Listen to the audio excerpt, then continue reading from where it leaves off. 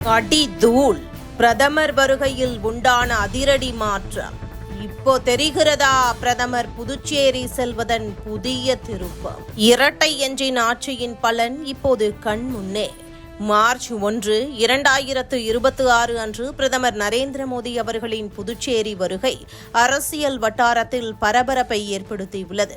இந்த வருகை சாதாரண நிகழ்ச்சி அல்ல.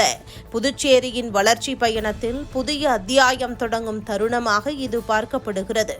வணிகம், கல்வி, ஆன்மீகம், சுற்றுலா இந்த 4 துறைகளில் புதுச்சேரியை முன்னணி மையமாக மாற்றும் திட்டங்கள் ஏற்கனவே வேகம் எடுத்து வருகின்றன. PM கிசான் திட்டத்தின் கீழ் 10,635 விவசாயிகளுக்கு 37.96 கோடி ரூபாய் வழங்கப்பட்டிருப்பது கிராமப்புறங்களில் புதிய நம்பிக்கையை ஏற்படுத்தியுள்ளது. அதே சமயம் மீன்வளத்துறையில் 352.30 கோடி ரூபாய் முதலீட்டின் மூலம் 77,508 புதிய வேலைவாய்ப்புகள் உருவாகியுள்ளன என்பது கடற்கரை பகுதிகளில் உற்சாகத்தை கூட்டியுள்ளது. தமிழக மக்களின் அவல நிலையை மாற்ற, தமிழகத்தை மீட்டெடுக்க மதுரை மாநகருக்கு வருகை தரும் உலகம் போற்றும் உத்தம நாயகன் பாரத பிரதமர் திரு நரேந்திர மோடி அவர்களை வருக வருக என வரவேற்கிறோம்.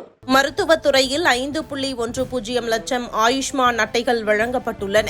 22,905 தாய்மார்களுக்கு மாத்ருவந்தனா திட்டம் மூலம் நிதியுதவி கிடைத்துள்ளது. பெண்கள் முன்னேற்றத்தில் பெரிய மாற்றாக BPL குடும்ப தலைவிகளுக்கான மாதாந்திர உதவி 1000 ரூபாயிலிருந்து 2,500 ரூபாயாக உயர்த்தப்பட்டுள்ளது. APL குடும்பங்களுக்கும் இதன் பயன் சென்றடைந்துள்ளது. அடிப்படை கட்டமைப்பில் 919 கோடி ரூபாய் மதிப்பில் 67 ஸ்மார்ட் சிட்டி திட்டங்கள் துவங்கப்பட்டுள்ளன.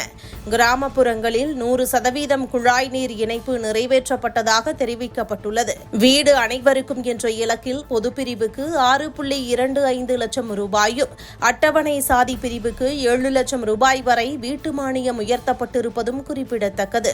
இளைஞர்களுக்கான திறன் மேம்பாட்டில் 31,000க்கும் மேற்பட்டோர் பயிற்சி பெற்றுள்ளனர். 7,546 கிராமப்புற பெண்கள் லக்பதி திதி முயற்சியின் மூலம் வருடாந்திர 1 லட்சம் ரூபாய் வருமானத்தை கடந்துள்ளனர். 2,102 சூரிய ஒளி மின்சார அமைப்புகள் நிறுவப்பட்டுள்ளன. தொழில்துறைக்கு 50,40 லட்சம் ரூபாய் மானியம் வழங்கப்பட்டுள்ளது.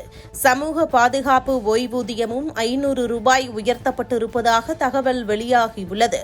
மொத்தத்தில் இந்த வருகை அரசியல் ரீதியாகவும் வளர்ச்சி ரீதியாகவும் பெரும் கவனத்தை ஈர்த்துள்ளது. புதுச்சேரி முன்னேற்ற பாதையில் வேகம் எடுக்கும் தருணமாக இது அமையும் எனவும் எதிர்பார்க்கப்படுகிறது.